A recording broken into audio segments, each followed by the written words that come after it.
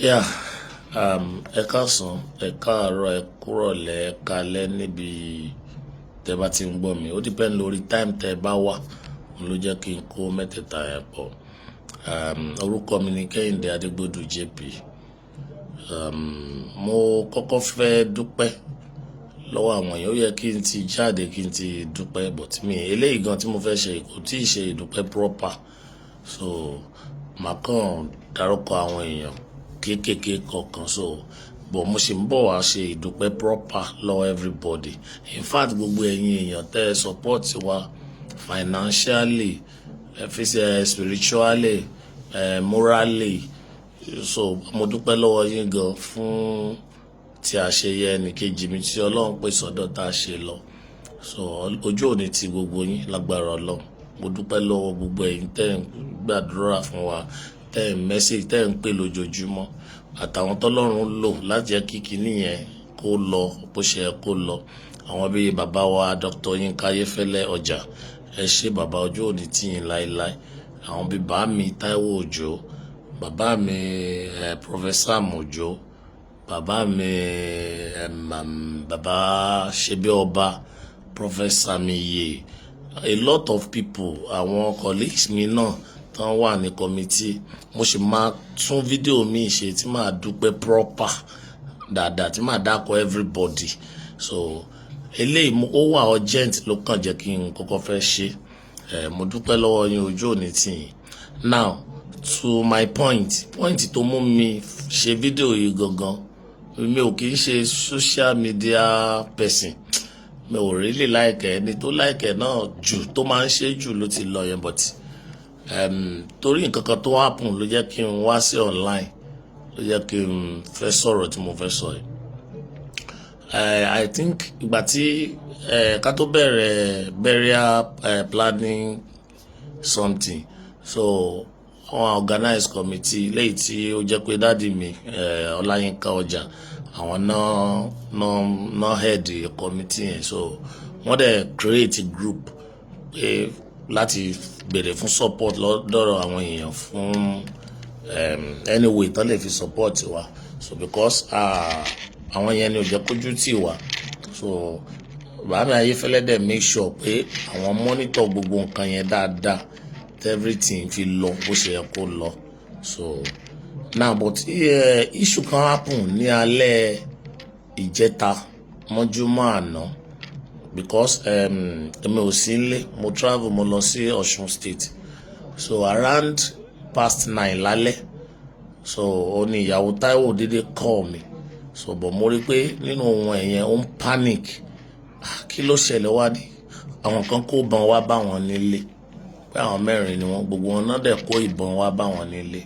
Pé wọ́n ṣe wọlé immediately, wọ́n kàn bẹ̀rẹ̀ pé ibo ni Kẹ́hìndé wà, yàrá Táíwò tó kú dà, àwọn gold tán ló dà, fóònù Táíwò dà.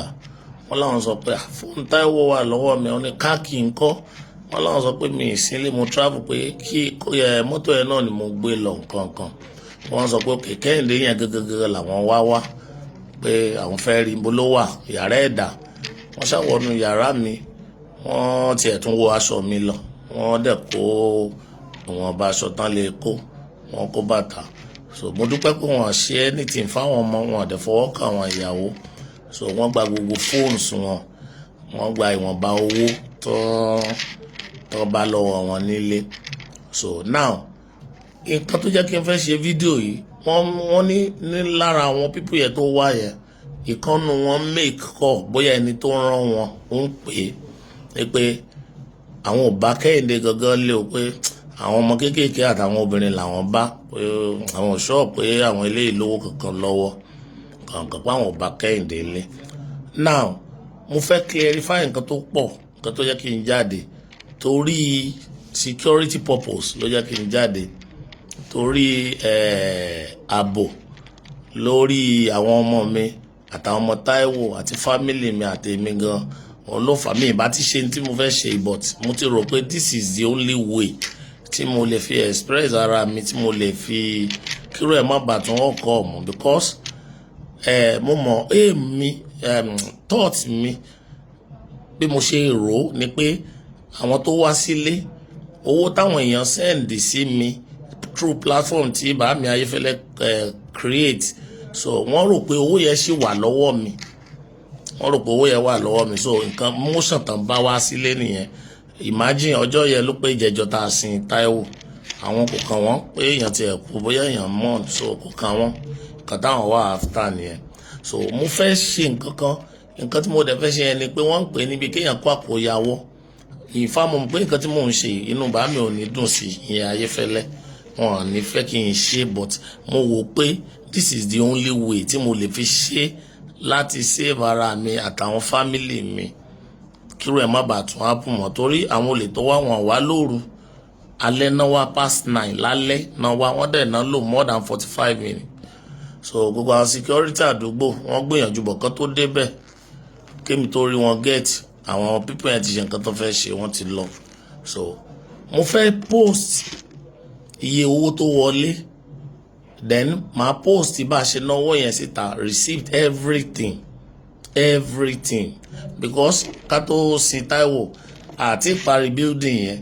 So in fact level pé a ti kàn, a ti ṣe window, a ti ṣe front door sí méjèèjì, so ó kù plastering àti fence, floor, many things.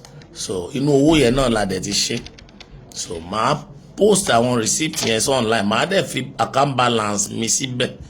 Kẹ́ ẹ má bàa, ẹ̀yin tẹ́ ń wá, kẹ́ ẹ má bàa rò pé owó kankan wà lọ́wọ́ mi, kò sí owó kankan lọ́wọ́ mi ò, tẹ́ ẹ bá wá ẹ̀kan fẹ́ wá fìyà jẹ mi lásán àbí àwọn ọmọ lásán ni o. Èmi ò dẹ̀ àwọn ò kí ń gbélé.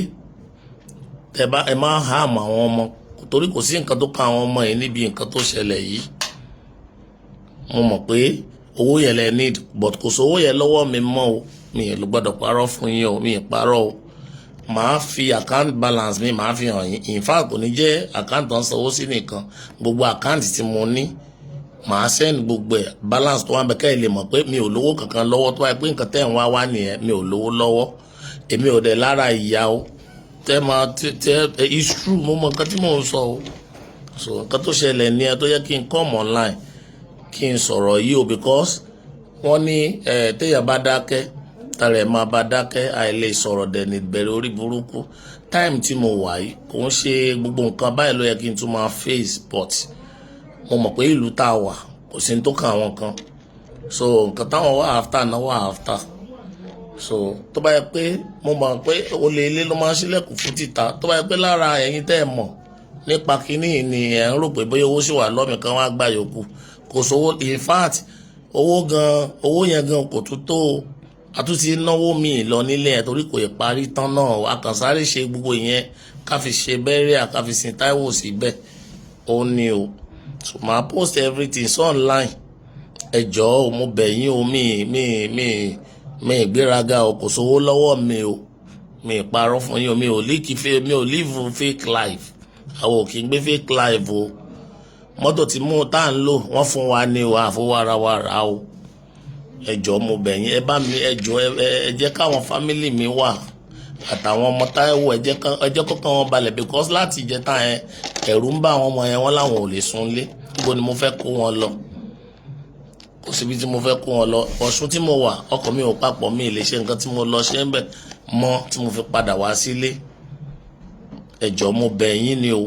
Lẹ́yìn fídíò yìí màá ṣe gbogbo receipt yẹn, bówó ṣe jáde, iye tó wọlé màá kọ́kọ́ gbé síbẹ̀, bówó ṣe jáde, bá ṣe náwó màá sọ everything síbẹ̀, ẹ máa rí. Bàámi Ayéfẹ́lẹ́ tẹ́ bá rí fídíò ẹ jọ̀ọ́ ẹ má bínú pé mi ì fi lọ yín kí n tó ṣe. Ẹ jọ̀ọ́ bó ṣe gbà ló jẹ́ kí n ṣe bẹ́ẹ̀. Mo fi Ọlọ́run mo fi bẹ̀ yín, ẹ̀rù ló ń bá èmi o, because èmi ò bá tẹnì kankan jẹ́, mi ì dẹ̀ rórí kí tẹ̀yàn kankan má da o, mi ì dẹ̀ ever ro ikú sí Táíwò ní 50 years to this time. So ẹni tó bá rò pé torí irú nǹkan tó ṣẹlẹ̀ bóyá torí ẹ̀ wọ́n ti sọ mí di millionaire àbí billionaire, irọ́ lẹ pa o. Mo mọ̀ pé ó máa sọ mí di later, but gbogbo owó tán dá kò sówó lọ́wọ́ mi o.